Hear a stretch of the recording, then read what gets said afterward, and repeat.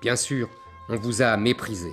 Les puissants, les élites, les bien-pensants, les journalistes, les politiciens, les universitaires, les sociologues, les syndicalistes, les autorités religieuses vous disaient que tout cela était un leurre, que tout cela était faux, que tout cela était mal. Mais vous avez compris avec le temps que c'était eux qui étaient un leurre, que c'était eux qui avaient tout faux, que c'était eux qui vous faisaient du mal.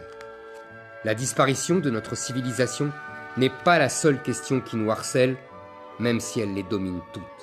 L'immigration n'est pas cause de tous nos problèmes, même si elle les aggrave tous. La tiers-mondisation de notre pays et de notre peuple l'appauvrit autant qu'elle le disloque, le ruine autant qu'elle le tourmente. C'est pourquoi vous avez souvent du mal à finir vos fins de mois. C'est pourquoi nous devons réindustrialiser la France.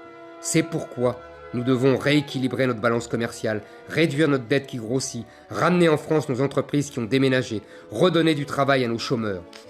C'est pourquoi nous devons protéger nos trésors technologiques et cesser de les brader aux étrangers.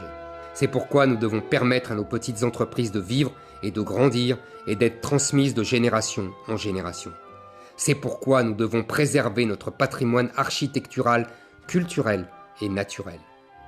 C'est pourquoi nous devons restaurer notre école républicaine, son excellence et son culte du mérite et cesser de livrer nos enfants aux expériences égalitaristes des pédagogistes et des docteurs fol-amour, des théories du genre et de l'islamo-gauchisme.